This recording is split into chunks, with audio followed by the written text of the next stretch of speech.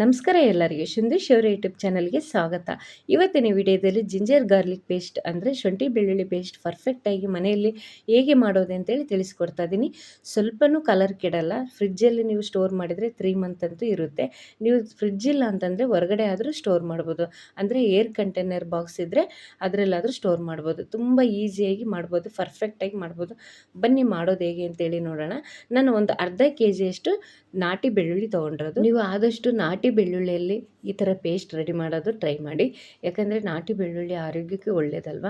ನೋಡಿ ಈ ಥರ ನೀಟಾಗಿ ಚಿಪ್ಪೆ ಎಲ್ಲ ತೆಗೆದುಬಿಟ್ಟು ನೀಟಾಗಿ ಸೋದ್ಸ್ಕೋಬೇಕು. ನಾನು ಅರ್ಧ ಕೆ ಜಿ ಬೆಳ್ಳುಳ್ಳಿಗೆ 1/4 ಕೆ ಜಿಯಷ್ಟು ಶುಂಠಿ ತೊಗೊಂಡಿರೋದು. ಮೇಲೆ ಚಿಪ್ಪೆಲ್ಲ ತೆಗೆದಿದ್ದೀವಿ. ಕೆಲವೊಬ್ಬರು ಚಿಪ್ಪೆ ತೆಗೆದೇ ಹಾಗೇ ಮಾಡ್ತಾರೆ, ಆ ಥರನೂ ಟ್ರೈ ಮಾಡ್ಬೋದು. ಇಲ್ಲಾಂದರೆ ಚಿಪ್ಪೆ ಎಲ್ಲ ತೆಗೆದ್ಬಿಟ್ಟು ಈ ಥರನೇ ಟ್ರೈ ಮಾಡಿ. ಯಾಕಂದರೆ ಮಣ್ಣಿನ ಅಂಶ ಎಲ್ಲ ಇರುತ್ತೆ, ಹುಳ ಎಲ್ಲ ಬಿದ್ದಿರುತ್ತಲ್ವ, ಅದೆಲ್ಲ ಕ್ಲೀನ್ ಆಗಬೇಕು ಅಂದರೆ ಈ ಥರ ಮೇಲೆಲ್ಲ ಚಿಪ್ಪೆ ತೆಗಿಬೇಕು. ಅದಾದ ನಂತರ ನಾನು ಸ್ವಲ್ಪ ಅಡುಗೆ ಎಣ್ಣೆ ತೊಗೊಂಡಿರೋದು, ಅಂದರೆ ಸಾಸಿವೆ ಎಣ್ಣೆ ಇತ್ತು, ಸಾಸಿವೆ ಎಣ್ಣೆ ತೊಗೊಂಡಿರೋದು. ನೆಕ್ಸ್ಟು ಚಿಪ್ಪೆ ತೆಗೆದಿರುವಂಥ ಶುಂಠಿನೂ 1 ಟೈಮ್ ನೀರಲ್ಲಿ ವಾಶ್ ಮಾಡಬೇಕು. ಇದಾದ ನಂತರ ನೀರಿನ ಅಂಶ ಎಲ್ಲ ನೀಟಾಗಿ ಒರೆಸ್ಬಿಟ್ಟು ಒಂದು ಕಾಟನ್ ಬಟ್ಟೆಯಲ್ಲಿ, ಅದಾದ ನಂತರ ಸಣ್ಣದಾಗಿ ಇದೇ ಥರ ಪೀಸಸ್ ಮಾಡಬೇಕು. ಪೀಸಸ್ ಎಲ್ಲ ಮಾಡಾದ ನಂತರ ಇದನ್ನೆಲ್ಲ ಸೈಡ್ ಎತ್ತಿಟ್ಬಿಟ್ಟು ಒಂದು ಮಿಕ್ಸಿಂಗ್ ಜಾರಿ ತೊಗೊಂಡು, ಜಾರಿಗೆ ಮೊದಲೇ ಕಟ್ ಮಾಡಿ ರೆಡಿ ಮಾಡ್ಕೊಂಡ್ರಂಥ ಶುಂಠಿನ ಫಸ್ಟು ತೆರೆಯಾಗಿ ರುಬ್ಕೊಂಡು ಬರ್ತಾ ಇರೋದು. ಯಾಕಂದರೆ ಗಂಟು ಆಗ್ಬಿಡುತ್ತೆ.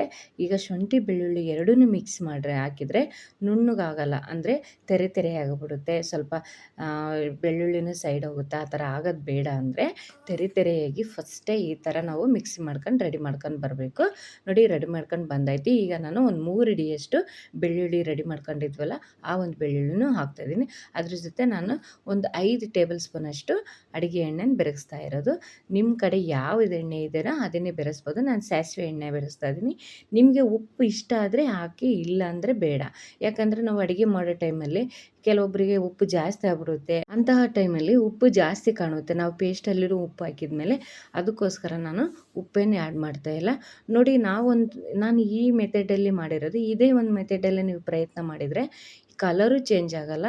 ಎಷ್ಟು ಚೆನ್ನಾಗಿ ಬಂದಿದೆ ಅಂದರೆ ಪೇಸ್ಟು ಸೂಪರಾಗಿರುತ್ತೆ.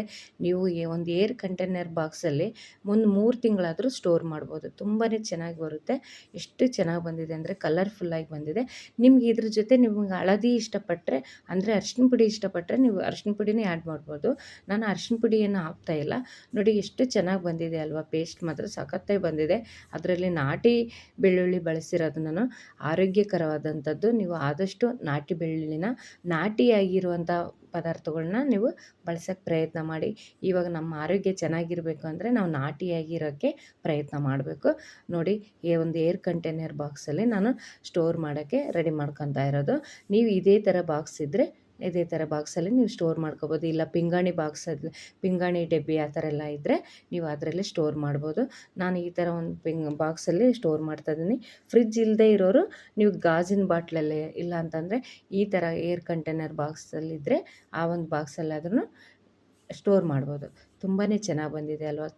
ಈ ಥರ ಪೇಸ್ಟನ್ನು ನೀವು ಮನೇಲಿ ಸ್ಟೋರ್ ಮಾಡಿಟ್ರೆ ನಾನ್ ವೆಜ್ ದಿನ ಅಂತೂ ಸೂಪರಾಗಿ ಬರುತ್ತೆ. ಟೇಸ್ಟು, ಯಾಕಂದರೆ ನಾಟಿ ಬೆಳ್ಳುಳ್ಳಿ ಬೆಳೆಸಿರ್ತೀವಲ್ಲ, ಹಾಗಾಗಿ ನೋಡಿ ಎಷ್ಟು ಚೆನ್ನಾಗಿ ಬಂದಿದೆ ಅಂದರೆ ಸಖತ್ತಾಗಿ ಬಂದಿದೆ. ವಿಡಿಯೋ ಅಂತೂ ಕೊನೆ ತನಕ ನೋಡಿದ್ರಿ, ಆದರೆ ಲೈಕ್ ಕೊಡೋದು ಯಾಕ್ರಿ ಲೇಟ್ ಮಾಡ್ತಾಯಿದ್ದೀರಾ? ಪ್ಲೀಸ್ ಲೈಕ್ ಕೊಡಿ.